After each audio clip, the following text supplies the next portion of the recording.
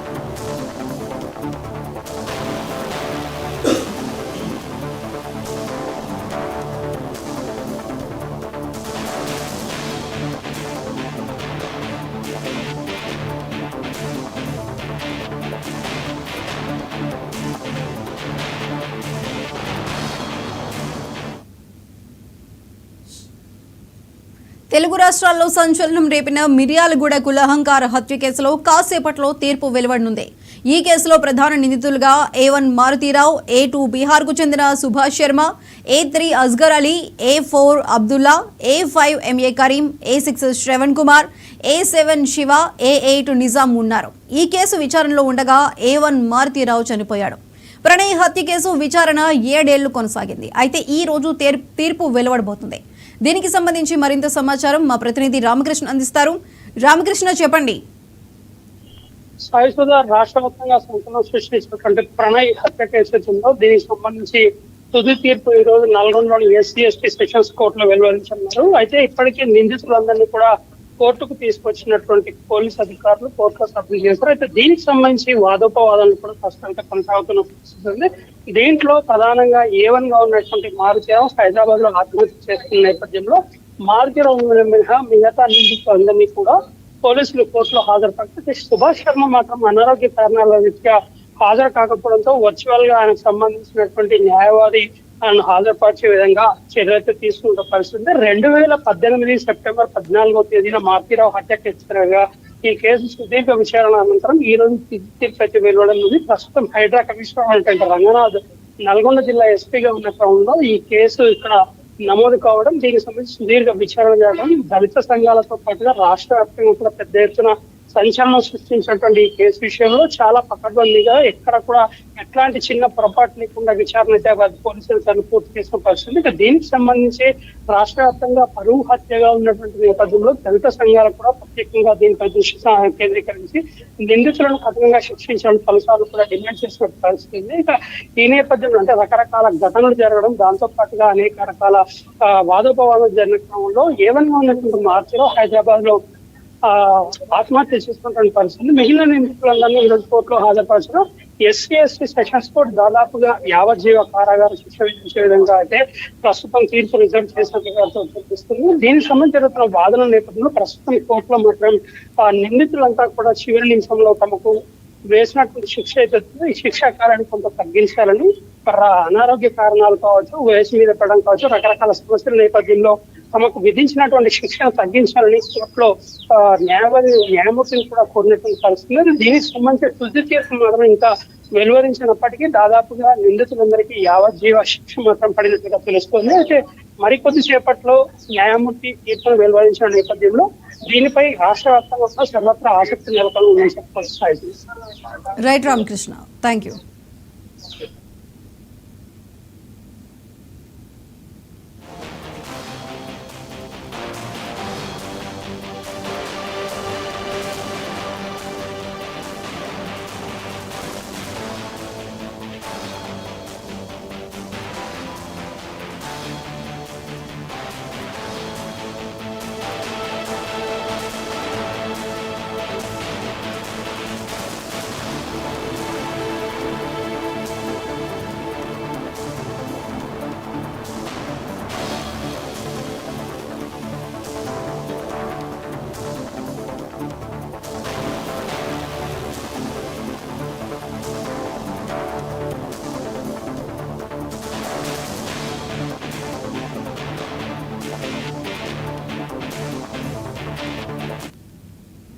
అయితే తెలుగు రాష్ట్రాల్లో సంచలనం రేపిన ఈ మిర్యాలగూడ కులహంకార హత్యకి సంబంధించి మరి ఇప్పుడు కాసేపట్లోనే తీర్పు వెలువడబోతుంది. మరి రామకృష్ణ చెప్పండి, ఈ కేసుకి సంబంధించి నిందితులందరూ అక్కడికి హాజరైనట్టేనా? ఇప్పుడు అమృత తరపు కుటుంబం ఎవరైనా అక్కడికి హాజరయ్యారా కోర్టు వద్దకు? అయితే ప్రస్తుతం అమృత తరపునటువంటి కుటుంబ సభ్యుల సంబంధించి ప్రణయ్ తండ్రి, ప్రణయ్ తల్లితో పాటుగా సోదరుడు కూడా హాజరయ్యే పరిస్థితి. పోలీసులు మాత్రం వీరితో ఎవరిని మాట్లాడని కాకుండా లోనికి మాత్రం తీసుకునే పరిస్థితి. ప్రస్తుతం కోర్టులో వాదోపవాదాలు మాత్రం జరుగుతున్న పరిస్థితి. దాదాపుగా నిందితుల్లో సుభాష్ శర్మ మినహా మిగతా నిందితులందరినీ కోర్టులో హాజరుపరిచినటువంటి పోలీసులు సుభాష్ శర్మను మాత్రం వర్చువల్ గా అనారోగ్య కారణాలు లేదా ఇతర కారణాల నేపథ్యంలో అతన్ని మాత్రం వర్చువల్ గా హాజరుపరిచే విధంగా చర్యలు తీసుకుంటున్న పరిస్థితి. మొత్తంగా ఈ కేసుకు సంబంధించి రాష్ట్ర వ్యాప్తంగా కూడా సంచలనం సృష్టించిన నేపథ్యంలో కేసు యొక్క తీర్పు ఏ రకంగా ఉండబోతున్న విషయంలో కూడా ఇటు దళిత సంఘాలతో పాటుగా ఇటు తెలుగు రాష్ట్రాలకు సంబంధించిన ప్రజలు కూడా పెద్ద ఎత్తున ఆసక్తిగా చూసుకుంటున్న పరిస్థితి. ఈ నేపథ్యంలో కోర్టులో జరిగినటువంటి వాదనల తర్వాత తుది తీర్పును కూడా వెల్లడిస్తున్నటువంటి పరిస్థితి. దాదాపుగా నిందితులందరికీ కూడా యావజ్జీవ శిక్షను విధించినట్టుగా తెలుస్తుంది. దీనికి సంబంధించిన నిందితులు మాత్రం శివరణించంలో తమకు వేసినటువంటి శిక్షా కాలాన్ని కొంత తగ్గించాలని, తమకు వయస్సు కావచ్చు, అనారోగ్య కారణాల రీత్యా కొంత ఇబ్బందికర పరిస్థితులు ఉన్న నేపథ్యంలో తమకు వేసినటువంటి శిక్షా కాలాన్ని తగ్గించాలని న్యాయమూర్తి కూడా కోరినటువంటి పరిస్థితి. అయితే దీనికి సంబంధించి నిందితుల తరపు న్యాయవాదులు ఎవరైతే ఉన్నారో న్యాయవాదులు కూడా నిందితుల యొక్క వాదాలు అంటే వారికి ఉన్నటువంటి సమస్యలు కావచ్చు, అనారోగ్య సమస్యలు, దీనికి సంబంధించినటువంటి అన్ని రకాల ధృవపత్రాలను కూడా కోర్టులో సబ్మిట్ చేయడంతో పాటుగా వారు కోరిన విధంగా శిక్షాకాలను తగ్గించే అవకాశాన్ని పరిశీలించాలని న్యాయమూర్తి కోరినటువంటి పరిస్థితి ఉంది. 2018 సెప్టెంబర్ 14వ తేదీన జరిగినటువంటి ఈ కేసుకు సంబంధించి చాలా పకడ్బందీగా పోలీసులు అయితే విచారణ చేపట్టారు. ప్రధానంగా అంటే రాష్ట్ర వ్యాప్తంగా పరువు హత్యగా దీన్ని తీసుకోవడం ఒకటి, దళిత సంఘాలు పెద్ద ఎత్తున ఇటు తెలుగు రాష్ట్రాల దళిత సంఘాలు పెద్ద ఎత్తున దీనిపై రాష్ట్ర వ్యాప్తంగా ర్యాలీ నిరసనలు, అదేవిధంగా నిందితులకు కఠిన శిక్షలు విధించే విధంగా చర్యలు తీసుకోవాలని డిమాండ్ చేసినటువంటి అనేక రకాల ఘటనల నేపథ్యంలో రాష్ట్ర ప్రభుత్వం కూడా దీంతో ప్రత్యేకమైనటువంటి దృష్టి కేంద్రీకరించి ఇక్కడ కూడా ఎలాంటి చిన్న పొరపాటు మాత్రం పూర్తి స్థాయిలో దీన్ని తీసుకున్నటువంటి పరిస్థితి కనిపిస్తుంది. రామకృష్ణ, అయితే ప్రణయ్ హత్యకి సంబంధించి అయితే బ్రేకింగ్ న్యూస్ చూస్తున్నాం మనం. జీవిత ఖైదు కూడా కోర్టు విధించింది అన్నట్టు తెలుస్తుంది. మరి దీనికి సంబంధించి పూర్తి అప్డేట్స్ ఏంటి? దీనికి సంబంధించి ఇప్పటికే కోర్టు మాత్రం జీవిత ఖైదు విధించినట్టుగా ఆల్రెడీ మనం కూడా స్పష్టంగా ప్రకటించడం జరిగింది. దీనికి సంబంధించిన న్యాయవాదులు, నిందితుల తరపునటువంటి న్యాయవాదులు మాత్రం వారికి వేసిన శిక్షా కాలాన్ని కొంత తగ్గించాలని, వయసు రీత్యా కొంత లేదా వారికి ఉన్నటువంటి అనారోగ్య సమస్యల రీత్యా వారికి వేసినటువంటి శిక్షాకాలం ఏదైతుందో ఈ శిక్షాకాలాన్ని కొంత తగ్గించాలని కూడా న్యాయమూర్తిని అయితే కోరినటువంటి పరిస్థితి. న్యాయమూర్తి దీనిపై ఎటువంటి స్పందన వరకు చూపించలేదని కూడా తెలుస్తుంది. ప్రస్తుతం మాత్రం వాదనలు ఇంకా పూర్తి కాలేదు. లోపల అంటే కోర్టు లోపల ప్రస్తుతం జరుగుతున్న వాదనలు పూర్తి అయిన తర్వాత ఏ రకమైన తీర్పు వెలువరించారు, జీవిత ఖైదుకు సంబంధించి ఏమైనా మినహాయింపులు ఇచ్చారో, లేకపోతే నిందితులు కోరిన విధంగా వారి శిక్షాకాలం తగ్గించేందుకు ఏమైనా అవకాశం కల్పించడం ఇంకా తెలియరాలేదు. ప్రస్తుతానికి మాత్రం ఈ హత్య కేసులో ఉన్నటువంటి ప్రధాన నిందితుడు మారుతీరావు ఆత్మహత్య చేసుకున్న నేపథ్యంలో మిగిలిన నిందితులందరినీ కూడా కోర్టులో ప్రవేశపెట్టినటువంటి పోలీసులు దీనికి సంబంధించి పెద్ద ఎత్తున కోర్టులో కూడా భారీ బందోబస్తు ఏర్పాటు చేసిన పరిస్థితి. ఎందుకంటే ఇటు దళిత సంఘాలతో పాటు తెలుగు రాష్ట్రాలకు సంబంధించిన అనేక మంది దళిత ప్రతినిధులు కూడా ఈ కేసుకు సంబంధించి విచారణ జరుగుతున్న దీనిపై తుది తీర్పు విషయంలో చాలా కీన్ అబ్జర్వేషన్ చేసిన నేపథ్యంలో పోలీసులు భారీ బందోబస్తు అయితే ఏర్పాటు చేసిన పరిస్థితి ఉంది. ప్రస్తుతం మాత్రం మనకున్నటువంటి సమాచారం, పూర్తిగా ఉన్నటువంటి సమాచారం మేరకు ఉన్నటువంటి నిందితులందరూ కూడా జీవిత ఖైదు మాత్రం విధించినట్టుగా తెలుస్తుంది. దీని విషయంలో నిందితులు ఎవరైతే న్యాయమూర్తిని తమ శిక్షాకాలను తగ్గించడం కోరారో దీనికి సంబంధించిన విషయంలో కూడా కొంత పరిశీలన, అదేవిధంగా వాదనలు మాత్రం జరుగుతున్న పరిస్థితి ఉంది. SC/ST చట్టం కింద కావచ్చు, అదేవిధంగా ఆర్మ్స్ యాక్ట్ కింద కావచ్చు, ఈ రెండు చట్టాల కింద కూడా ఇప్పటికే శిక్ష మాత్రం న్యాయమూర్తి విధించినట్టుగా మనకు తెలుస్తుంది. సాయిస్తున్నారు రామకృష్ణ, అయితే ఇప్పుడు నిందితులు అడుగుతుంటూ శిక్షాకాలను తగ్గించడానికి అసలు వెసులుబాటు ఏమైనా ఉంటుందో, అసలు అవకాశాలు ఎంతవరకు ఉన్నాయి? సో ప్రధానంగా దీనికి సంబంధించి శిక్షాకాలను తగ్గించడానికి వెసులుబాటు లేకపోయినప్పటికీ నిందితుల తరపు న్యాయవాదులు నిందితులకు ఉన్నటువంటి వయస్సు కావచ్చు, అదేవిధంగా అనారోగ్య కారణాలు కావచ్చు, వారికి ఉన్నటువంటి ఆరోగ్యపరమైన సమస్యలు కావచ్చు, వీటన్నింటినీ ఒక సాకుగా చూపించి వారికి వేసినటువంటి శిక్ష ఏదైతుందో, జీవితకాలం శిక్ష ఏదైతుందో ఈ శిక్షాకాలం తగ్గించే విధంగా అవకాశం ఏమైనా ఉంటే పరిశీలించాలని మాత్రం న్యాయమూర్తిని అయితే కోరినటువంటి పరిస్థితి. న్యాయమూర్తిని కోరిన నేపథ్యంలో దీనికి ఉన్నటువంటి అవకాశాలు ఏ రకంగా ఉన్నాయనే విషయంలో కూడా ప్రస్తుతం ఇటు ప్రభుత్వ న్యాయవాదులతో పాటుగా నిందితుల తరపు న్యాయవాదులు కూడా పూర్తి స్థాయి వివరణలు మాత్రం ప్రస్తుతం వాదనలు మాత్రం జరుగుతున్నట్టుగా తెలుస్తుంది. దీనిపై పూర్తి స్థాయి అంటే నిందితులకు వేసినటువంటి శిక్షలను తగ్గించడానికి అవకాశం ఉందా అనే విషయంలో న్యాయమూర్తి మాత్రమే తుది నిర్ణయాన్ని తీసుకునే పరిస్థితి ఉంది. దీనిపై ప్రస్తుతం విధించినటువంటి తీర్పు ఏదైతుందో ఈ తీర్పును రిజర్వ్ చేసినట్టుగా దాదాపుగా తెలుస్తుంది. అదేవిధంగా ఇటు ఎస్సీ చట్టంతో పాటుగా ఆయుధాల చట్టం అంటే ఆర్మ్స్ యాక్ట్ ఏదైతుందో ఈ ఆర్మ్స్ యాక్ట్ ప్రకారంగా కూడా దీనిపై ఇప్పటికే తీర్పును మాత్రం న్యాయమూర్తి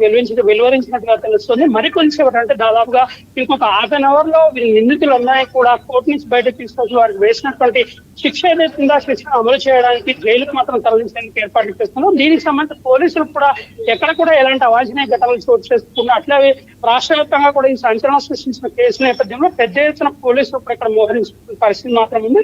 అయితే న్యాయమూర్తి వెలువరించినటువంటి తీర్పును మాత్రం తగ్గించే అవకాశం ఏమాత్రం కూడా లేదని చెప్పేసి న్యాయ నిపుణులు అయితే చెప్తున్న పరిస్థితి ఉంది. కానీ అనారోగ్య కారణాలు కావచ్చు, వారి వయసు కావచ్చు, దీన్ని మాత్రం కన్సిడరేషన్ లోకి తీసుకొని ఖచ్చితంగా వారి శిక్షకాలను తగ్గించే అవకాశాన్ని పరిశీలించాలని మాత్రం నిందితుల తరపు న్యాయవాదులు మాత్రం న్యాయమూర్తిని కోరుతున్నట్టుగా తెలుస్తుంది సైజుగా.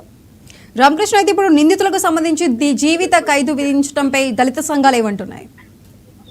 సో ఇప్పటి వరకు అయితే ఇక్కడ దళిత సంఘాలకు సంబంధించిన నేతలు కావచ్చు, దళిత సంఘాల ప్రతినిధులు కావచ్చు, కోర్టు బయట అంటే దాదాపుగా కోర్టు లోపలికి పోలీసులు ఎవరికి కూడా అనుమతించకపోతే కోర్టు బయట మాత్రం వాళ్ళు వేచి చూసినటువంటి పరిస్థితి ఉంది. ఈ కేసు విషయంలో ప్రస్తుతం విధించినటువంటి జీవిత ఖైదు అవుతుందో ఇది సరైన తీర్పుగా కొన్ని దళిత సంఘాలు అభివర్ణిస్తుండగా మరికొన్ని దళిత సంఘాలకు ఇంకా నిందితులకు కఠిన శిక్ష విధించాలని, భవిష్యత్తులో ఇలాంటి ఘటనలు పునరావృతం కాకుండా ఉండాలంటే నిందితులకు మళ్ళీ అంటే భవిష్యత్తులో ఇట్లాంటి ఘటనలు చోటు చేసుకోకుండా ఉండేదిగా నిందితులకు కఠినమైన శిక్షలు విధించాల్సినటువంటి అవసరం కూడా కొన్ని దళిత సంఘాలు అయితే డిమాండ్ చేస్తున్న పరిస్థితి ఉంది.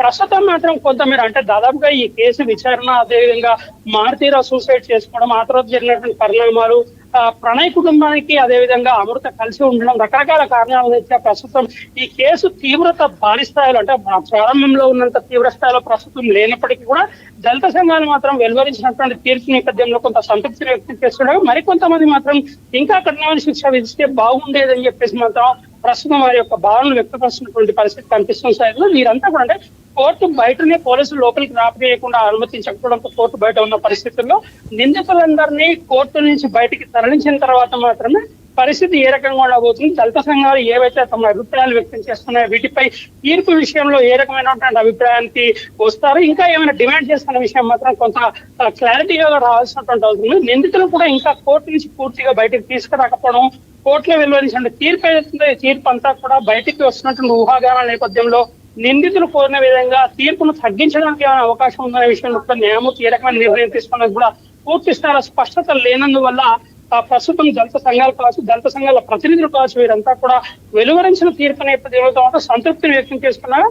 మరికొంతమంది ఖచ్చితంగా ఇంకా కఠినమైన శిక్ష విధించడం ద్వారా భవిష్యత్తులో ఇట్లాంటి ఘటనలు పునరావృతం కాకుండా ఉండేలా చర్యలు తీసుకోవాల్సిన అవసరం ఉందని మాత్రం డిమాండ్ చేసిన పరిస్థితి కనిపిస్తుంది. సాయిసుడు రామకృష్ణ, ఇప్పుడు జీవిత ఖైదు పడిన 7 నిందితులకి సంబంధించి ఏ జైలుకు తరలించబోతున్నారు?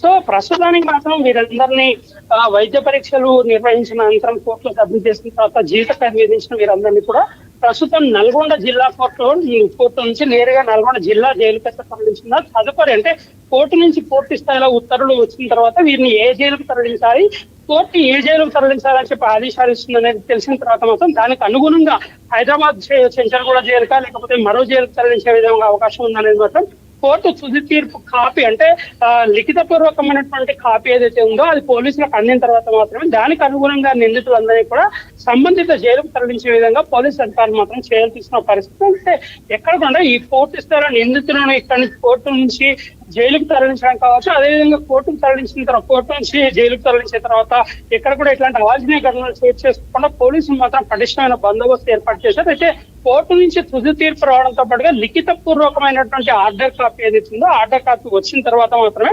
నిందితులందరినీ సంబంధిత జైలు అంటే కోర్టు ఏ జైలుకు తరలించాలని ఆదేశించిందో ఆ జైలుకు తరలించే విధంగా అవసరం ఏర్పాట్లు అయితే పోలీస్ శాఖ చేపట్టిన పరిస్థితి కనిపిస్తుంది. Right Ramakrishna, thank you.